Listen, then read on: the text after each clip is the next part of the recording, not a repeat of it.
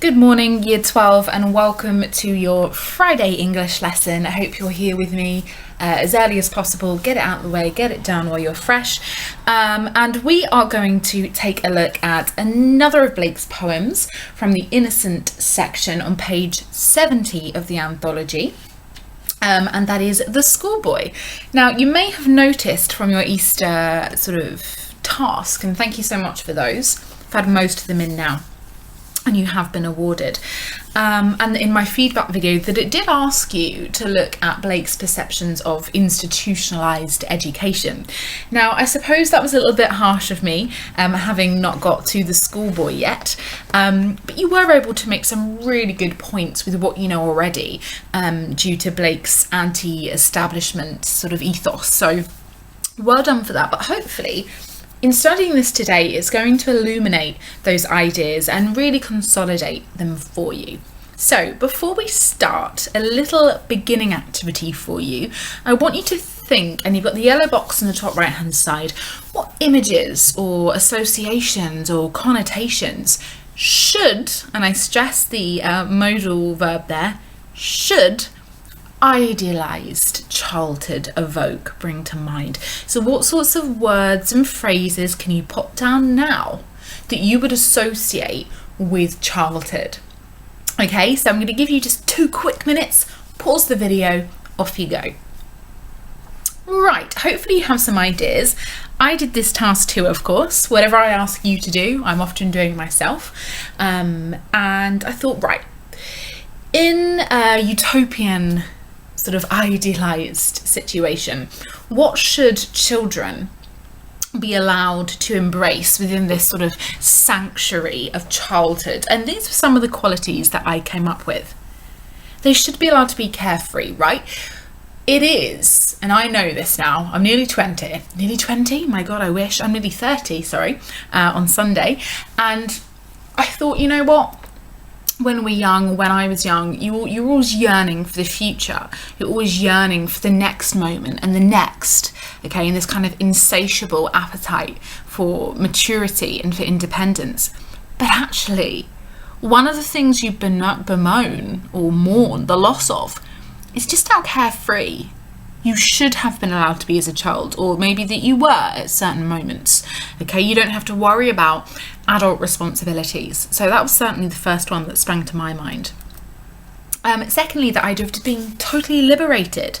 Okay, children should be free from stereotypes, discrimination, okay, in this sort of liberated sphere. So they often say that children are colourblind, they are not sort of attuned to the hierarchies of society, and that really should be the case, if only it sort of made its way through to adulthood, right? Childhood should be this state of abundance. When I say abundant, I mean just full of the best things. It should be abundant in nature, abundant in the creative imagination, abundant in love. Okay, you get the idea. Unimpeded. Now this adjective means that if you're unimpeded, it means there's nothing preventing you. There's nothing binding you, there's nothing oppressing you, and that should again be a reality for children and, you know, adults alike. But we know that society within the modern age and even historically did not function that way with its institutions. Playful and creative, okay, those two adjectives really go hand in hand. So hopefully you had something like that. Now keep that idealized image of childhood in mind. Okay, before I read the poem. Okay, keep that in mind. And I'll read the poem in just a second. But for now, in your exercise books, please, little subheading. You should already have the title, The Schoolboy at the top, but little subheading, context, please. Okay, now a lot of this you will already know. None of this will be sort of a newsflash to you, but I want you to summarise your findings here as I read them out to you. So the context of this poem is, we know that Jean-Jacques Rousseau was a key thinker, a key player in, you know, Blake's contemporary world, and that he was hugely influenced by him. Now, one of Rousseau's key ideas is that he believed children born much like a blank slate. Okay, they were just born into freedom and into goodness, and there was nothing to tarnish this state of innocence. Now, not all individuals felt that way about children when they were born. For example, on the opposite end of the spectrum, via institutionalized religion, Calvinistic Christians at the time believed that children were actually born full of sin, with sin upon their brow as they were born into the world. Quite a ludicrous idea when you think about it. Okay, a child is inherently innocent when born. Okay, they have literally done nothing.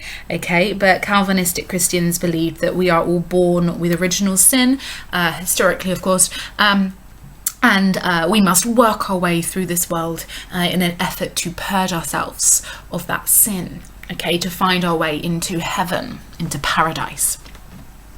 So there's clearly a problem with that though, isn't there? Because if in Blake's time many individuals believed in this idea of original sin and thus of the tarnishing of children upon birth, then it does suggest that children have a lot to prove, right? They've got a lot to prove in their young lives already, and that means thus they are not liberated, they are not unimpeded, they are not carefree. Okay, the qualities that we all agreed should be associated with idealized innocence. Now, Blake was very much, of course, on the side of Jean-Jacques Rousseau. He believed that childhood should be placed on this pedestal, okay, that metaphorical pedestal held on high, you know, is this beautiful sanctuary. He believed that children were so pure in that they could clearly see God. Okay, their vision was unimpeded, untarnished. Okay, they were not blinkered, and so they could really see the true God. And that's a real romantic sensibility.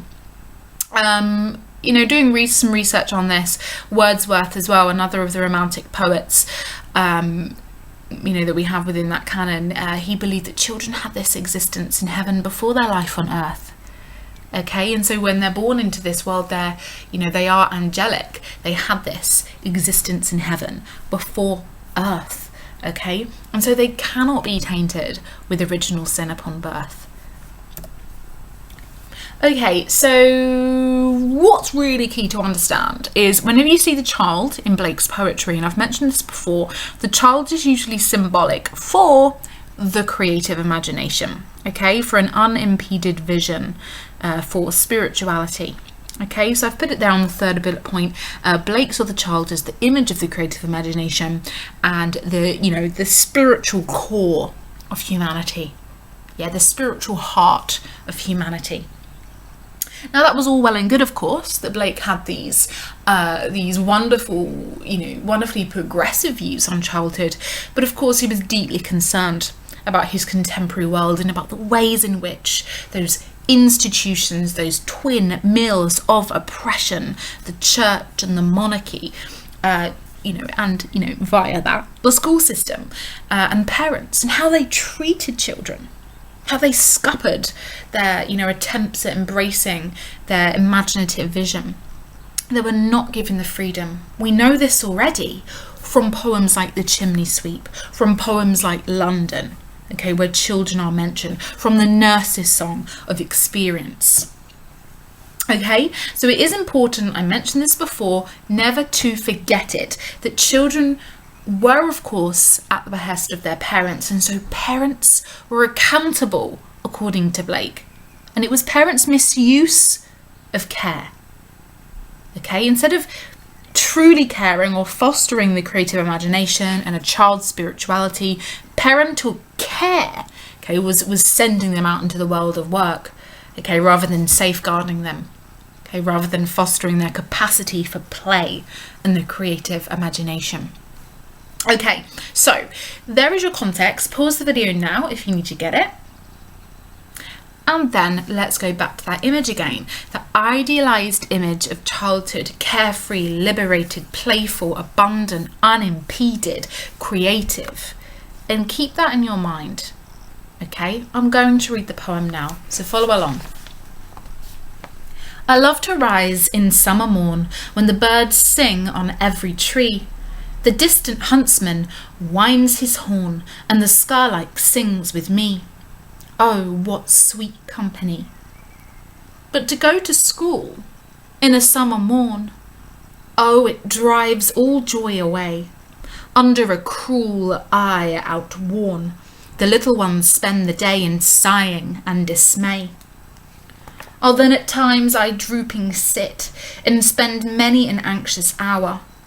Nor in my book can I take delight, nor sit in learning's bower, worn through with the dreary shower. How can the bird that is born for joy sit in a cage and sing? How can a child, when fears annoy, but droop his tender wing, and forget his youthful spring? O father and mother, if buds are nipped and blossoms blown away, and if the tender plants are stripped of their joy in the springing day, by sorrow and care, dismay, how shall the summer arise in joy, or the summer fruits appear? Or how shall we gather what griefs destroy, or bless the mellowing year, when the blasts of winter appear? Okay, now it's one of our slightly longer poems, and I think there's a key reason for that. It's really the only poem that expressively captures and explicitly captures this topic of the educational, the formal education system at Blake's time. Okay, of course it's alluded to in many of the other poems, but we literally have a poem titled The Schoolboy. Okay, just on that title, and I've popped this at the top of my anthology before I move on to these three key images, you notice it's the schoolboy, and you have that very sharp, specific determiner. Now, I think Blake's done that on purpose. We know that children were not given any real sense of identity or individuality in Blake's time. Remember, that's a social and political protest trope, lack of individuality. But here, when Blake uses the determiner the, we have one. We have a specific sense of individuality and uniqueness, okay? Now this schoolboy, he represents all children on a more of a macro scale, right? In a collectivist feel. But I think the is there for real emphasis. It's the schoolboy. He is an individual. He has a voice, okay? And that is important. That is subversive. Now, what we have here is a poetic voice that is a child, okay, is a schoolboy, as it says on the tin, and what he is doing here, let's take it literally, is complaining about the constraints of the education system. And that's exactly what I've popped at the top of my poem. In summary, what we have here is a poetic voice that is complaining quite overtly, dare I say, quite clearly for an innocent poem. Okay, quite subversive in itself, about the constraints of the education system. He is not free, he is not unfettered, and he makes that clear in the poem through the imagery that he evokes, okay, through the bird and the plant and the boy himself, okay, those three key images. Okay, so what I think I'll do is I'll come back to these three images in just a moment, but let's just look at the first stanza for a second, okay? What we have straight away is A-B rhyme scheme, okay? So it has quite a formal pattern. Now you can probably guess why, right? Okay, why would Blake choose to have a predictable, quite strict pattern in terms of the rhyme scheme?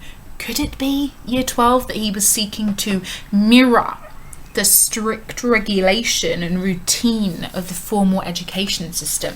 I think it might. Anyway, okay, this is where it starts here. I love to rise in the summer morn when the birds sing on every tree. Okay, so it opens here with this idealized image of childhood. Okay, so you might want to write down that the first stanza is like the dream, right? The dream that he's having before he awaits for the school day. Okay, it's this utopian world of being free and unfettered. You have the imagery of the bird's song that he's able to sing from every tree. Okay, so we have lots of associations of springtime here in terms of the imagery, and we know that spring has its connotations of fertility and abundance, right? okay, and freedom of the creative expression. Okay, we've got the skylark and the sweet company of his song. As I'm filming this, I can hear so many birds tweeting behind me, as it is fairly early in the morning here when the sun has just risen, and you know, it speaks of possibility and abundance, and that's what the child is dreaming of here. Now, this is of course a naive vision. Okay, it says here the birds sing from every tree, and that the huntsman is distant. So the hunter of such birds or animals, he's distant, right? Now that's a naive notion, the idea that danger is far away, because in reality, the child knows when waking that the world of experience seeks to dominate, and so the world of danger is there, it's present. Okay, it's constantly looming. So this first stanza is very much the dream. Okay, soon as you get the second stanza, you have this shift, okay, to the reality, to the waking reality, and you get that contrasting connective. But to school in the summer morn, oh, it drives all joy away. Okay, and you've got that violent verb in the second line there with the plosive d, okay, drives all joy away. Okay, so we have immediately, you might say structurally it's important because it's just the first stanza that has the positive imagery, and then the rest of the stanza is absolutely riddled with negative imagery. So you can see positive just one, and the whole of the rest of the poem is negative. So it's kind of out of whack, isn't it? It's out of balance. And then what we have here for the schoolboy in the second stanza is this idea that when he goes to school, he has to work under a cruel eye. Now that key phrase, cruel eye, is syndecticky. Remember that idea when you use, I've probably phrased it wrong again, you know I love to phrase things wrong. It's when you use a singular body part to represent a larger kind of governing body. So the cruel eye obviously represents the education system. That's what I'm getting at. The idea is there, right? But it also represents the social and political protest aspect of voyeurism, okay, always being watched, okay, lack of freedom. And that's there as well. So the child says, you know, I'm oppressed as soon as I enter those doors. And it's the little ones. Look how vulnerable they sound with that adjective there. The little ones. They spend their day in sighing and dismay. Look at those, look at the verb sighing, sighing, sighing. I mean, the sibilant S and the ing, it's quite light, it's quite soft. And so there's no aggression, there's no retaliation from this child because they have no power, all right? So they're under this cruel eye that drives all joy away, and you've got that violent verb, that energy, but all they can do is sit in sighing and dismay, okay? There's no aggression, there's no retaliation, okay? The cruel eye, by the way, could also be, for example, the experienced version of the creator of God. Okay, the idea that he's the eye in the sky, always watching. Okay, the children were perceived by, you know, those religious views to be born with into sin, and so they're always being watched, aren't they, to see whether they purge it away. Okay, and then he says, then I, you know, often drooping sit again is a passive verb, and spend many an anxious hour. Now this is the bit that really gets to me, when he says in the third stanza, nor in my book can I take delight, nor can I sit in learning's bower. Okay, so what he says here, he can't even read, he cannot enjoy the stories within his books, within his novels, because the institution rids him of all joy. Okay, and that's quite an extreme notion for a romantic to say, right? For a poet to write as well, that he can't even take delight in his book. Okay, that's really key.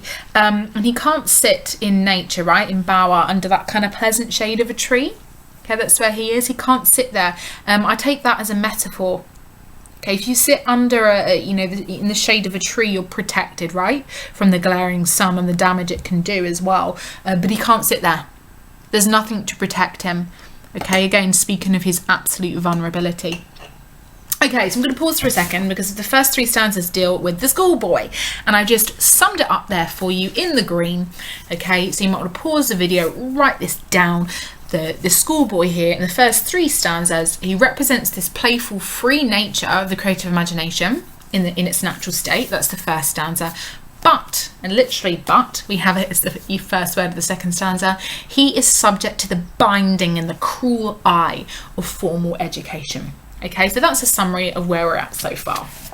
Okay, the next bit we get to is the section about the bird, which is the next stanza, where it says, how can this bird that is born for joy sit in a cage and sing?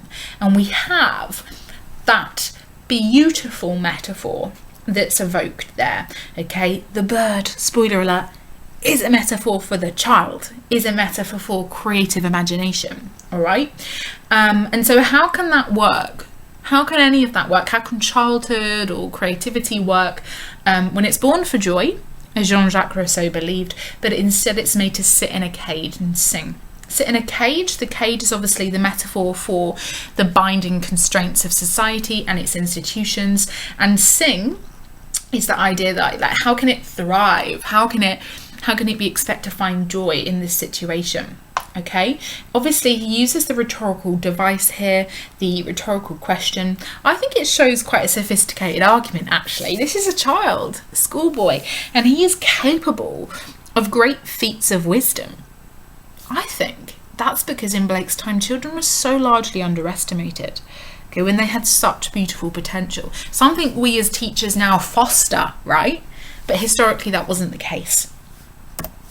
So the bird here, in summary, it usually conjures up images of freedom. Yeah, you think of the bird in flight, carefree, and its beautiful song.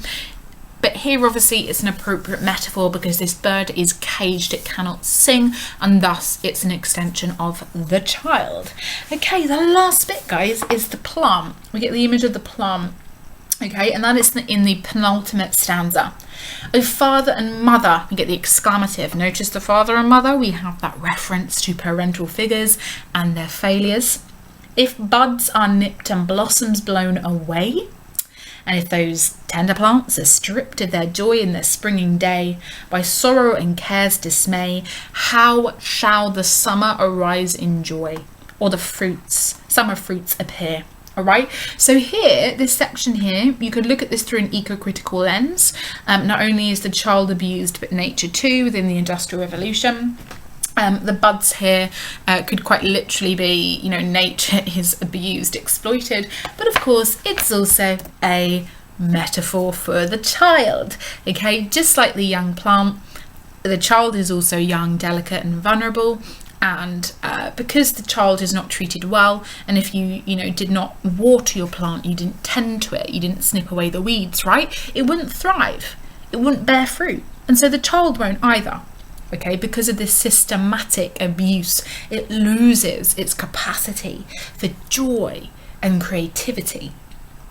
Okay, and you get that really powerful line there, okay, the idea of destroy, okay, when the blasts of winter appear at the end of the poem. So there's real strong plosive consonants at the end show the violence of this situation.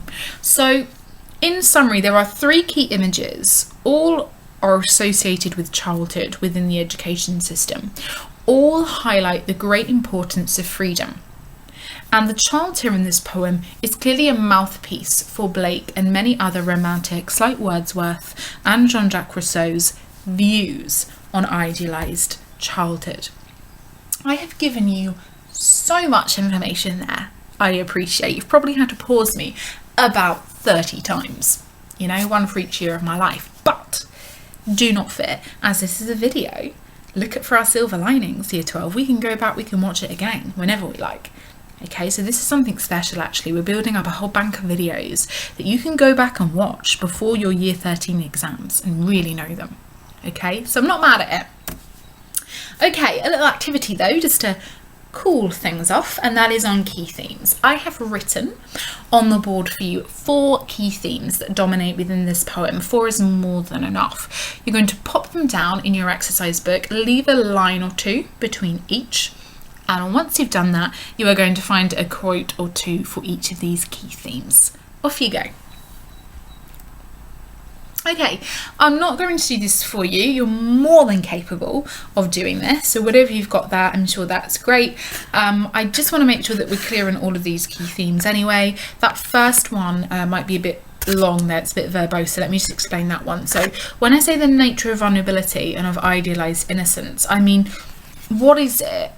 And you're probably looking at the first stanza, right, that Rousseau and Blake and the Romantics believed a child should be. So is there evidence at the start or maybe throughout of the poem of what that state should be like, even though it's not granted?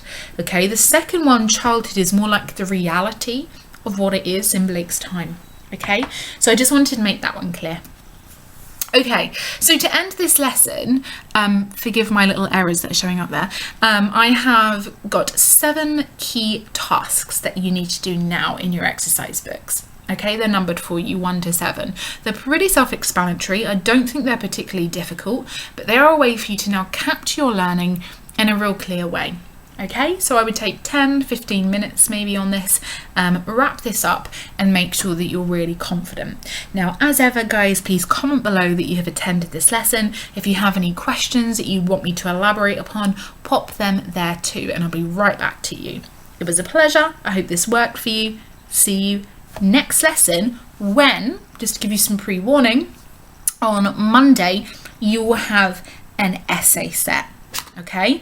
Due, how long should I give you? Due Wednesday, because to be honest, it would be your sort of 8-week assessment, all right? And you would do it in lesson time, so it's just an hour, okay? It's just an hour of your time. So when that question goes live on Monday, I would sit down and I would do it. I would spend 10 minutes planning, I would write it or type it, and then I would email it to me, okay, if possible. I'm giving you until Wednesday for a few days grace, okay, because I know that you've probably got a lot to do. All right, but we do need some writing done now. We need some extended writing, and I need to give you some feedback. I will be grading it. Okay, I'll give you a mark at least from the mark scheme with feedback, and I think it's really important that we do so at this stage. We did it last half term. Let's get going. All right, any questions, email them to me. Thanks, Year 12. Have a great day.